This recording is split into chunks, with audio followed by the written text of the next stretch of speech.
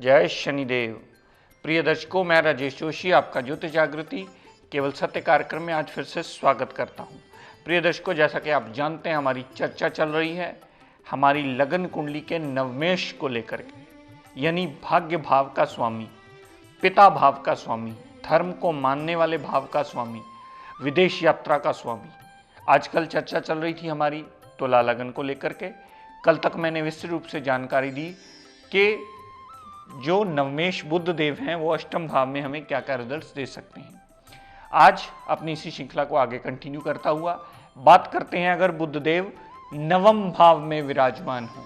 और प्रिय दर्शकों, मैं हर रोज आपको याद दिलाता आया हूं, अगर किसी का भी एपिसोड रह जाए तो कृपया यूट्यूब पर जाकर देख लें। हम डेली कोशिश ये रहती है हमारी कि डेली का एपिसोड अपलोड कर दिया जाए ताकि आप किसी भी वक्त देख करके लाभान्वित हो पाएं। तो दर्शकों, बात करते हैं यहाँ बुध देवता की। अगर नवम भाव में ऊन साइन के अपनी ही साधारण राशि में और कुंडली के मूल त्रिकोण भाव में अगर बुध देव विराजमान होंगे तो ऐसे जातक की कुंडली को हम देखते ही कहेंगे जी आपका बच्चा बहुत भाग्यशाली है। क्यों? क्योंकि भाग्य का मालिक स्वयं ऊन साइन का अपने ही घर में आया है। ऐसा जातक कोई भी काम करता है, बुध की दशा अंतरदशा सदैव उसका साथ देती है और भाग्य भी सदैव उसका साथ देता है। ऐसा जातक पिता के लिए बहुत ज्यादा लकी होता है, परिवार के लिए बहुत ज्यादा लकी होता है। ऐसा जातक धर्म को मानने वाला होता है, परमात्मा में पूर्ण आस्था रखने वाला होता है। ऐसा जातक अपने पिता की केयर करने वाला होता है। ऐसा जातक प्रभु के आश्रय बहुत ज्यादा मन में संतोष रखने वाला होता है। लेकिन प्रिय दर्शकों, कैपेबिलिटी ऑफ द प्लैनेट यानी डिग्री वाइज अंश मात्र बलाबल वो अवश्य देख लीजिएगा। जितना अंश मात्र बलाबल होगा उतने ही प्रतिशत आपको उसमें रिजल्ट देने में सक्षमता होगी ग्रह की। ये सदैव नोट करके रखिएगा। तो नवम भाव में पड़े हुए बुध देवता अपनी दशा अंतरदशा में पूर्णतः आपको लाभान्वित ही करेंगे। आपका भाग्य आपका सदैव साथ देगा। आपके बिगड़े हुए काम भी बनने का रास्ता देंगे। आपका पिता के प्रति लगाव बहुत ज्यादा बढ़ेगा। आपकी विदेश यात्रा होगी, आपकी धार्मिक विदेश यात्रा भी हो सकती। ऐसे सारे एडवांटेज यहां बुधदेव पड़े हुए अवश्य देंगे। यहां से बुधदेव ने जितनी दृष्टि तीसरे भाव पर डाली तो छोटे भाई बहन से सदैव सपोर्ट मिलेगी। छोटी मोटी यात्राएं होंगी तो वो भी लाभान्वित होंगी। जातक बहुत ज़्यादा मेहनती होगा। जातक अपनी बुद्धि बल से बहुत ज़्यादा मेहनत करके अपने भाग्य को चमका अवश्य लेगा बुध की दशा अंतरदशा में। दर्शकों, अगर यही बुधदेव कुंडली के दशम भाव में पड़े हुए, कर्क राशि के दशम भाव में अगर बुधदेव पड़े होंगे तो बुध की दशा अंतरदशा सदैव कामकाज के लिए अच्छी मानी जाएगी। कामकाज अगर पिता की सपोर्ट से होगा तो बहुत ज़्यादा अच्छा होगा। अगर पिता के अंडर रह के होगा तो भी बहुत ज़्यादा अच्छा माना जाएगा। अगर विदेश से जुड़ा हुआ होगा तो भी वो लाभान्वित करेगा। अगर जातक जॉब सबऑर्डिनेशन में है तो प्रमोशन का योग बनाएगा। अगर जातक का बुध दशम भाव में पड़ा है तो जातक कर्मशील होगा। जातक अपने कर्म को अच्छा करके अपने जीवन यापन को आसान करने में वो बुध देवता की दशांतरा उसे मददगार जरूर सिद्ध होगी। तो कहने का तात्पर्य प्रिय दर्शकों सिर्फ इतना कि बुध देव दशम भाव में पड़े हुए दशम भाव के सारे पॉजिटिव रिजल्ट उस जातक को अवश्य देंगे अपनी दशा अंतरदशा में, क्योंकि बुध एक योग कारक ग्रह है, त्रिकोणाधिपति है, इस कुंडली का नवमेश है। यहां से बुधदेव ने जितनी दृष्टि चौथे भाव पर डाली, चौथे भाव पर डाली हुई दृष्टि माता, गाड़ी, भूमि, वाहन, मकान सारी सुख सुविधाओं से संपन्न करने में जातक को सदैव मददगार अवश्य सिद्ध होगा। जातक का माता से बहुत ज्यादा लगाव होता है। जातक का अगर घर बनने वाला हुआ तो बुध की दशांतरा सदैव उसके साथ मदद करके उसे घर बनवाने में लाभान्वित करती है। गाड़ी लेने वाली हुई और कोई प्रॉपर्टी बनवाने वाली हुई तो बुध देव सदैव उसकी मदद करते हैं उसका ये काम पूर्ण करने में। यानी कहने का तात्पर्य कि चौथे भाव संबंधी भी हमें सारे लाभ अवश्य मिलते हैं। दर्शकों, अगर यही बुधदेव कुंडली के 11वें भाव में पड़े हुए, 11वें भाव में पड़े हुए तो बड़े भाई बहन की सपोर्ट हमें अवश्य मिलती है। बड़े भाई बहन की सपोर्ट के साथ साथ बुध देवता हमें इच्छा पूर्ति करने में सदैव सहायता करते हैं। छोटी मोटी हेल्थ प्रॉब्लम होती है तो वो चली अवश्य जाती है, और जातक को लाभ की कमी कभी नहीं आती। बुध की दशांतरा सदैव कहीं ना कहीं से उसे लाभान्वित करती ही रहती। यहां से बुद्धदेव ने जितनी दृष्टि पंचम भाव पर डाली, संतान सुख से परिपूर्ण करना, लव रोमांस में कामयाबी देना, अनसर्टेन गेन्स देना, और पंचम भाव पर डाली हुई बुध देव की दृष्टि सदैव पंचम भाव संबंधी सारे पॉजिटिव रिजल्ट देती है। जातक की मेमोरी बहुत ज़्यादा शार्प करती है, कॉन्फिडेंस लेवल इंक्रीज करती है, स्टूडेंट्स के लिए बहुत ज़्यादा लाभान्वित माना जाता है। अगर पंचम भाव पर बुध की दृष्टि 11वें भाव से पड़ रही हो और उसकी दशा अंतरदशा चल पड़े और जातक विद्यार्थी जीवन में हो और पढ़ रहा हो, तो बुध बहुत ज़्यादा सहायता करते हैं उसकी मेमोरी को इम्प्रूव करने में, उसकी कॉन्फिडेंस लेवल को इम्प्रूव करने में। जातक के लिए बुधदेव उसे चौतरफा लाभ देते हैं यहाँ पंचम भाव पर दृष्टि डालकर। लव रोमांस में भी कामयाबी, अनसर्टेन गेन्स भी देते हैं, और पंचम भाव के सारे पॉजिटिव रिजल्ट वो जातक अवश्य गेन कर लेता है। लेकिन प्रिय दर्शकों, यही बुधदेव अगर कुंडली के द्वादश भाव में पड़े हों, उच्च के आ गए, यहाँ उन साइन के उच्च के आ गए, लेकिन बार बार जो भाव आया वो 12वां आ गया, अब द्वादश भाव में आ गए। यहां अगर द्वादश भाव में बुधदेव विपरीत राजयोग की स्थिति में ना आए तो बुधदेव सदैव दिक्कत परेशानियां देंगे। अगर बुधदेव 12वें भाव में विपरीत राजयोग की स्थिति में आ गए तो सदैव अच्छा फल देते मिलेंगे। लेकिन अगर विपरीत राजयोग की स्थिति में ना आए तो 12वें भाव में आए हुए बुध देवता फजूल का व्यय करवाएंगे, विदेश सेटलमेंट करवाएंगे, लेकिन वहां भी आपको जॉब सबॉर्डिनेशन करके ही गाड़ी चलानी होगी। यहां अस्पताल के खर्चे भी बढ़ सकते हैं, फजूल का व्यय भी होगा। अगर बुध पर पाप प्रभाव आ गया तो जेल यात्रा तक भी बुधदेव करवा सकते हैं।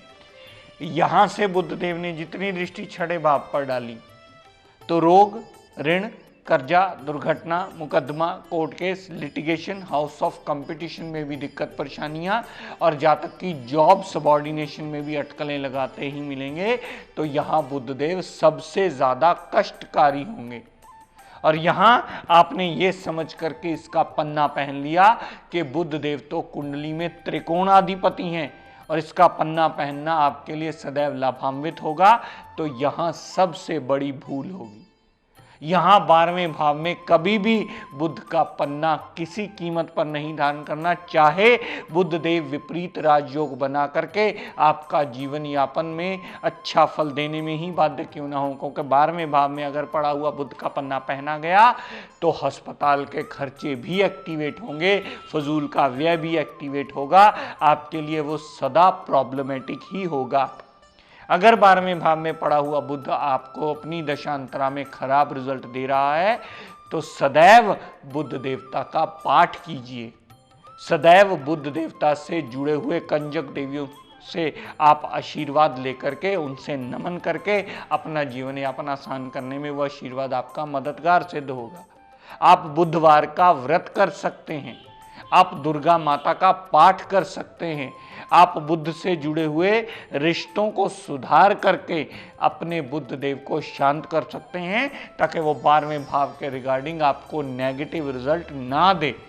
लेकिन यहां आपने पन्ना पहनने की गलती की और बुध देव उदय अवस्था में हुआ तो सदैव आपके लिए अशुभ फलकारी होगा। तो मेरे कहने का तात्पर्य प्रिय दर्शकों सिर्फ इतना कि लगन कुंडली देख करके ये डिसाइड कभी मत कीजिए कि मेरा ये रत्न धारण करना बनता है, मेरा ये ग्रह इस भाव का स्वामी है, मेरा ये रत्न धारण करना है, ये मेरा योग कारक है। योग कारक ग्रह तब तक योग कारकता के रिजल्ट देता है जब तक कुंडली में उसकी प्लेसमेंट ठीक ना हो।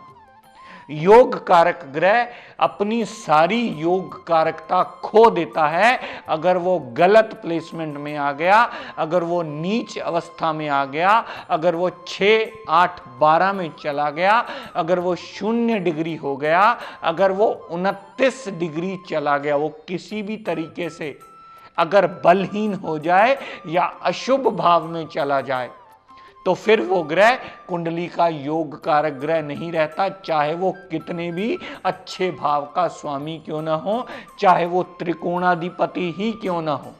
आप प्रैक्टिकली ये कुंडलियां किसी की भी उठा करके देख सकते हैं, क्योंकि अब मेरे इस कहने के बाद बहुत सारे लोगों को ये बात समझ में आने लगी है कि त्रिकोणाधिपति भी आपका जीवन यापन में अपनी दशा अंतरदशा में पट्टा बिठा सकते हैं, अगर वो गलत जगह प्लेस्ड हुआ, अगर वो अस्त अवस्था में हुआ और किसी प्रकार से भी डिग्री व क्षमता में बलहीन हुआ।